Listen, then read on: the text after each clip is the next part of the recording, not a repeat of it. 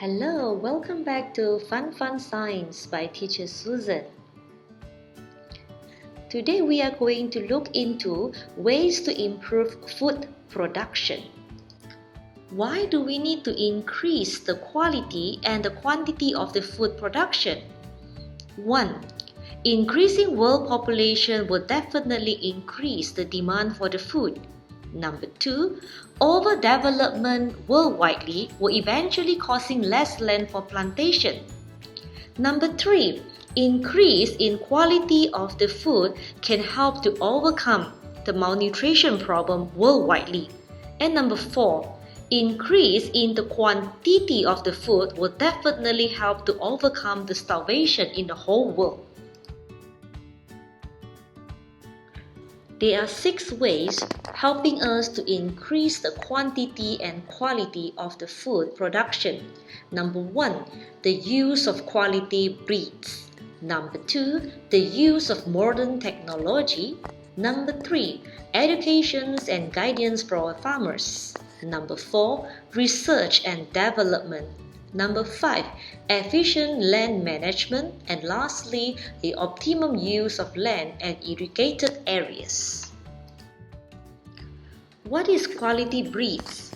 For example, when we are doing selective breeding in oil palm, we will select the species Dura for its kernel, and we will select Piscifera for its mesocap. When we interbreed these 2 different species of the oil palm together, the end product will be Tenera. In Tenera, it has ideal mesocap and also the size and the thickness of the shell for better extraction of palm oil. Similarly, this technique will be used in order to do selective breeding in cows. In order to do that, it is going to help in reducing the growing lifespan but increasing the production yield. The next method is the use of modern technology. Humans inject hormones in livestock like cow and chicken. With the injection of hormone in them, they will grow faster and grow more meat. Humans will also use chemical sprays. For example, they are using aeroplane to spray herbicide or fertilizer in a big scale of plantation. Other than that, they might also use tractor in helping to do the harvesting and also the planting. Other than that, the modern technology involves the usage of the genetic engineering. This is to help in modification for plants and genetic so that they can be more tolerant to certain disease and can shorten the growing lifespan so that in a short time we can get a large yield of production. Next 2 methods will be giving educations and guidance to the farmers, as well as doing research and development. For example, we have RISTA, MARDI, MPOB, and Academic Perikanan Malaysia. These are the well-known agencies who provide education and guidance as well as doing R&D under them in order to help the farmers increasing the yield of the end production. What is efficient land management? I can suggest 3 approaches under this land management for its efficiency. Approach number 1, we can do rotation cropping. What is rotation cropping? We are going to rotate the land by planting 4 different families of the vegetation. 1 year, 1 family.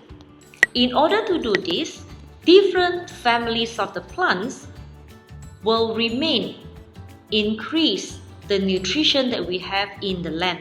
So after 4 years of rotation, the nutrition of the land will remain as usual because every different types of plants, they require different types of nutrition. Approach number 2, it will be planting legumes plants as a covered crops, especially under the palm oil estate. This is to prevent the growing of the weeds, and also in the same time, legume plants can help increase the nitrogen contents in the land.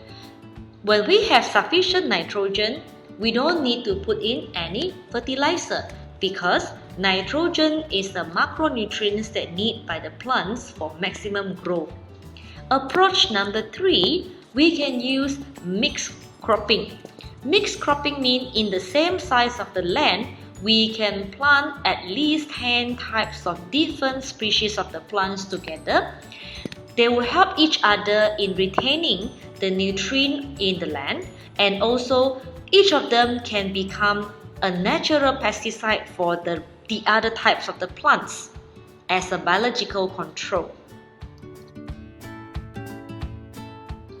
Next method that we can apply here is the optimum use of land and irrigated areas.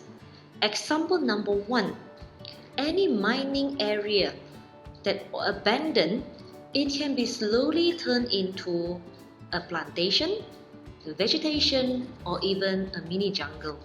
But it takes time. Number 2, we can also do farming on the slope. Okay, but we need at least to cut and fill the slope into something which is more useful. Then we can make full use of the slope to do plantation.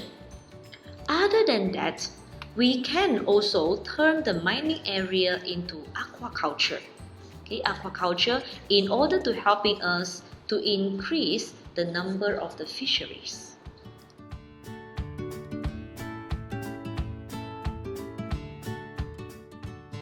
Have you heard about GM food? Genetically modified food. It is very common nowadays. What is a GM food? GM food is food produced by the organism whose the gene has been changed, has been modified by introduction of genetic material from another organism. Look at the example that we have here. We have 3 different GM food. The first one is a comparison between the organic apple and GM apple. Second diagram will be your organic tomatoes comparing to the GM tomatoes. And number 3 will be the comparison between GM potatoes and the local potatoes that we can see. Now, what is the benefits of this GM food? Number 1, they are normally grow faster, larger, and taste better. Number 2, they will be more resistant to herbicide or certain disease. And number 3, they are more tolerant to droughts.